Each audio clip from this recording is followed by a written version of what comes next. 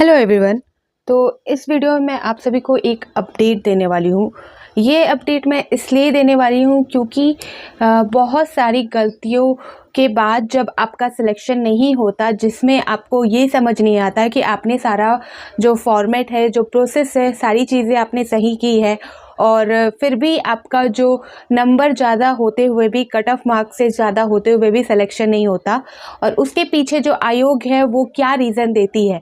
ठीक है, तो एक मुद्दा ये भी है आप सभी को क्लियर करने का और एक पॉइंट ये भी है कि आप जब भी कोई भी, मैं सिर्फ झारखंड की बात नहीं कर रही, सिर्फ जेपीएससी एंड जेएसएससी की बात नहीं कर रही, कहीं पर भी किसी भी कॉम्पिटिटिव एग्ज़ाम को जब आप फॉर्म फिल करते हैं तो आपका जो डॉक्यूमेंट होता है, जहाँ पर आप वैसे तो बहुत कोई ईजिली समझकर जो एप्लीकेशन फॉर्म होते हैं भर लेते हैं, जहाँ पर आप सभी को प्रमाण देने की ज़रूरत नहीं पड़ती, सिर्फ आपको वहाँ पर मेंशन करना होता है, टिक करना होता है या वहाँ पर लिखना होता है। तो ऐसा कुछ भी आप लिख देते हो और फिर एग्ज़ाम दे देते हो, फिर उसके बाद सारी प्रोसेस कर देते हो, एग्ज़ाम भी क्लियर हो जाता है, फिर भी आपको समझ नहीं आता कि मेरा सिलेक्शन क्यों नहीं हुआ। तो वो भी एक रीज़न है, ये पॉइंट भी है। और एक पॉइंट तो मैंने आप सभी को भी बताया नहीं है, मैं ये बोलना चाह रही हूँ कि कोई भी कॉम्पिटिटिव एग्ज़ाम देने जाओ, आप देते हो तो जो डॉक्यूमेंट के आधार पर आप एप्लीकेशन फॉर्म फिल करते हो वो आपके पास रियल होना चाहिए। सारी जो फॉर्म की जो एग्ज़ाम की शर्तें होती है उसे ध्यान से समझते हुए आपको एप्लीकेशन फॉर्म फिल करना चाहिए, नहीं तो आपके लिए जो बाद में बहुत बड़ी समस्या खड़ी हो जाती है, सारी मेहनत जो होती है उस एग्ज़ाम को लेकर वो धरी की धरी रह जाती है। ठीक है, तो इससे रिलेटेड एक अपडेट मैं आप सभी को दूंगी और ये जो अपडेट है ये न्यूज़पेपर के अकॉर्डिंग है।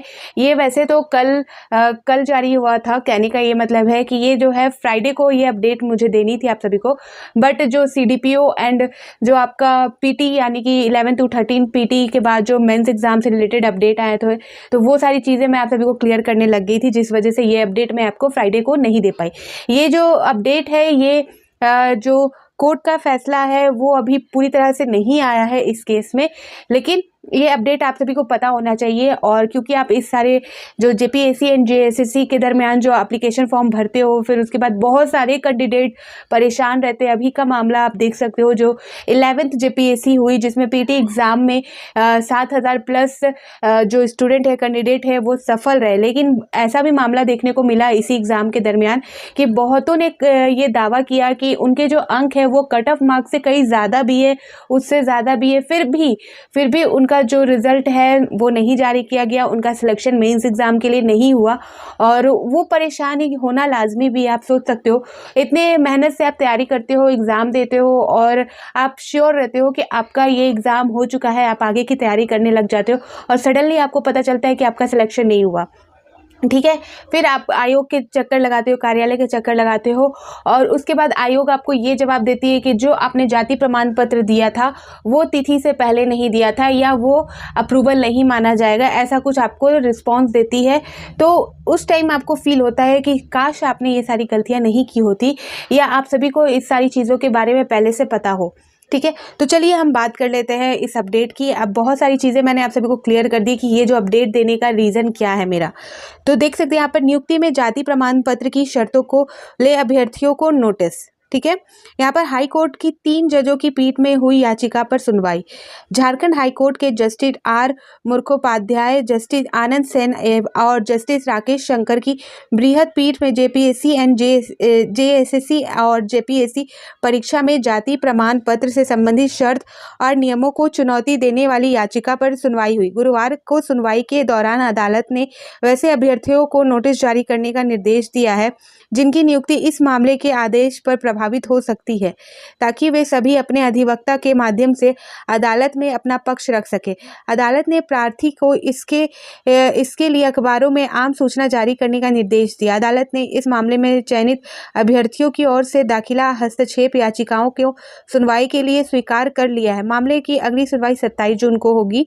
हाईकोर्ट की बृहद पीठ जाति प्रमाण पत्र से संबंधित बिंदुओं निर्धारण फॉर्मेट में जाति प्रमाण पत्र विज्ञापन में दिए गए अंतिम तिथि, ठीक है, यहाँ पर बोला जा रहा है दिए गए, यहाँ पर देख सकते हैं बिंदुओं में निर्धारित फॉर्मेट जाति प्रमाण, आपका जो जाति प्रमाण पत्र है विज्ञापन में दिए गए अंतिम तिथि के बाद जारी जाति प्रमाण पत्र मान्य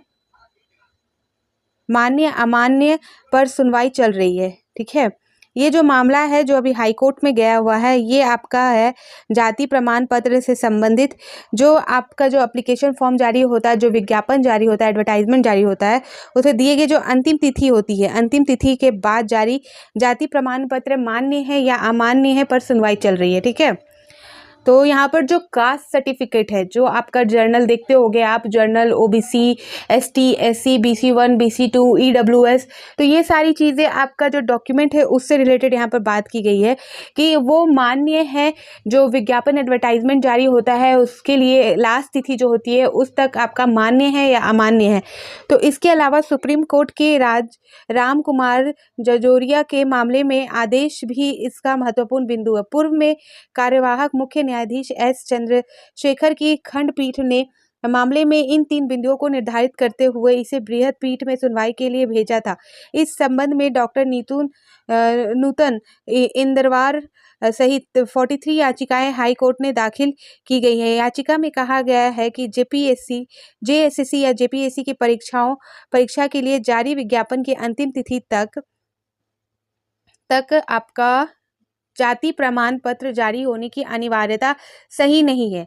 इसके अलावा जाति प्रमाण पत्र सिर्फ SDO या उपायुक्त के स्तर से ही जारी होने की शर्त लगाना भी गलत है। प्रार्थियों ने परीक्षा में निर्धारित अंक कट ऑफ अंक से ज़्यादा अंक प्राप्त किया था। JPSC ने यह कहते हुए उनकी उम्मीदवारी निरस्त कर दी थी कि उन्हें सही फॉर्मेट और अंतिम तिथि से पहले जारी जाति प्रमाण पत्र नहीं दिया है। तो यहाँ पर उन्होंने बताया कि प्रार्थियों ने परीक्षा में निर्धारित अंतिम कट ऑफ अंक से ज़्यादा अंक प्राप्त किया था। JPSC ने यह कहते हुए उनकी उम्मीदवारी निरस्त कर दी थी कि उन्होंने इस सही फॉर्मेट और अंतिम तिथि से पहले जारी जाति प्रमाण पत्र नहीं दिया है। JPSC की ओर से वरीय अधिवक्ता सुनील कुमार, प्रिंस कुमार सिंह और JSSC की ओर से संजय पिपरवाल और राकेश रंजन ने अदालत को बताया कि इसी तरह के एक मामले में सुप्रीम कोर्ट ने कहा था कि विज्ञापन के अंतिम तिथि तक। तो यहाँ पर देखने को ये मिलता है कि जो JPSC द्वारा अभ्यर्थियों द्वारा यहाँ पर आरोप लगाया गया है कि JPSC ने अधिक अंक लाने के बाद भी उनका जो सिलेक्शन नहीं किया। और JPSC इसकी सफाई में बोलती है कि जो फॉर्मेट और अंतिम तिथि से पहले जो जारी जाति प्रमाण पत्र नहीं दिया था उनका जो सिलेक्शन नहीं हुआ, इस वजह से उनका रिजल्ट नहीं आउट हुआ।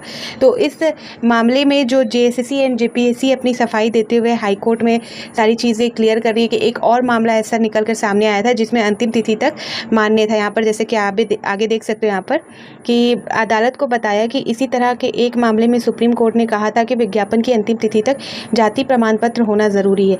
इस मामले में सुप्रीम कोर्ट ने बृहद पीठ ने ही फैसला सुनाया है। इसी आधार पर राज्य सरकार की नियुक्ति नियमावली में ऐसी शर्त रखी जाती है जिसके आधार पर JPSC और JSSC की परीक्षा के जारी विज्ञापन में ऐसी शर्तें दी जाती हैं। ठीक है, तो अभी ये जो मामला है नेक्स्ट सुनवाई जो है वो 27 जून को होगी। यहाँ पर आप देख सकते हो ये मामला नेक्स्ट, अब इस पर सुनवाई आपका 27 जून को होगा। तो इसीलिए बोला जाता है कि जो विज्ञापन जारी होता है उसमें जो भी प्रमाण पत्र आपके मांगे गए हैं उसके बारे में आप पहले श्योर हो जाए। जो विज्ञापन होता है उसको अच्छे तरीके से आप समझा करें, उसके बाद ही एप्लीकेशन फॉर्म फिल किया करें। आप सभी देख सकते हो अभी जो 11 JPSC हुई थी उसमें भी ऐसा मामला देखने को मिला था कि अभ्यर्थी यानी कि जो कैंडिडेट है उन्होंने कहा कि अंक ज़्यादा है फिर भी सिलेक्शन नहीं हुआ। तो ये सारे मुद्दे होते हैं, ये सारी रीज़न होते हैं जो आपका सिलेक्शन नहीं हो पाता, जिस वजह से जो विज्ञापन जारी होता है उसे अच्छे तरीके से समझना और पढ़ना ज़रूरी होता है। इसलिए ये नोटिस या अपडेट देने का मेरा मोटिव भी यही है कि जो JPSC एंड JSSC विज्ञापन जारी करती है उसे सही तरीके से पढ़िए। अगर वो उसके विपरीत कोई कार्य करती है तो आपके पास प्रूफ रहता है कि JPSC एंड JSSC ने ये सारी चीज़ें ऑलरेडी पहले बताई थी, उसके अकॉर्डिंग हमने ये सारे काम किए फिर भी हमारा सिलेक्शन नहीं हुआ, तो वो JPSC एंड JSSC के अगेंस्ट चला जाएगा। इसलिए आप सारी चीज़ें क्लियर समझा करें और जो भी मैं अपडेट आप सभी को देती हूँ तो आप पूरा सुना करें और शेयर भी कर दिया करें। ठीक है, तो फिर मिलती हूँ नए अपडेट के साथ। तो बाय बाय।